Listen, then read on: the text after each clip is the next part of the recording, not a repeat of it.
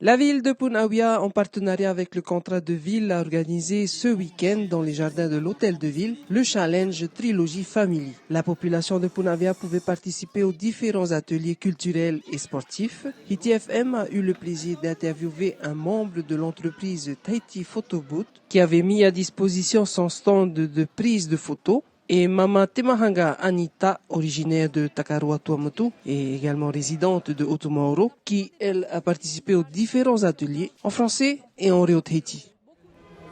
Nous sommes arrivés à cet événement parce qu'en fait, on devait faire une prestation il y a 2 ans pour la commune de Punaouia, mais avec le mauvais temps, on n'a pas pu le faire. C'était au parc Ver'ei. Et ben là, cette année, 2019, ils nous ont rappelé pour cette prestation Challenge Family. Cette entreprise, elle existe depuis 2016. Donc ça fait 3 ans qu'on est en pleine activité.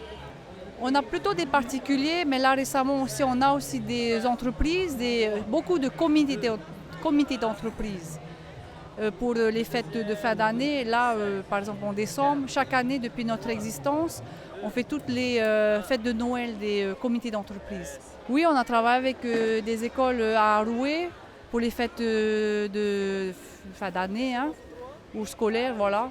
Et oui, on a travaillé avec les écoles. Alors le message, c'est quand vous prenez des photos, n'hésitez pas de les imprimer parce que les souvenirs, c'est bien quand on les a de manière concrète et tangible. Et pas seulement sur les vinyles, en digital.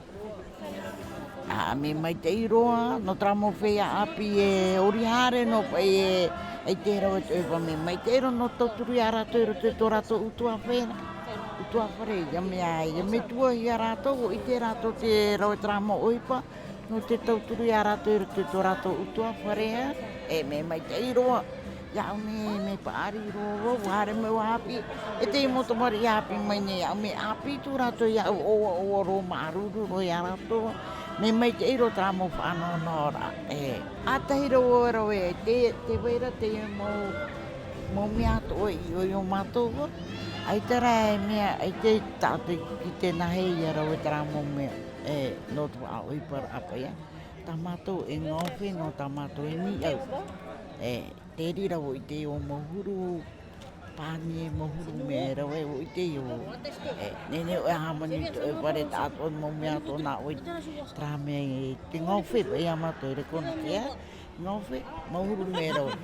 Tērā, ori ki te mea rahi rā trāme i o mātou. Nā te hangaru o i tanu. Tō mātou hangaru o ki te rato te rarangai te mea i pe ue. Tape me tivou nāraro ki te rato mātou, tēnā inga ira pe mātou. Ia te ui api e whāna ora ato te ui api Tahiti nei ia. Te weira tramo whāna ora i one Punaouia. A hare mai hapi ia oto. A mai te ia tu e mo ate te are o te mo atelier pa ia, te mo stand pa ia. Ia mai te e rewhi mai te ia rato. Me hare no mai rato no te api. Hare mai mo whi api o oto ti whāna o no te tuamotu tēro mai woiro te e wahi tā o te Punaouia. Oto, me piriro atu ia oto. Nene hare awe no ahuru me tera te atea. Hare mai hapi ia uto. Te poro ine o mo a whea api e whāna ora ato oto. Hare mai pehe tēne mo mea ti arau ti parau.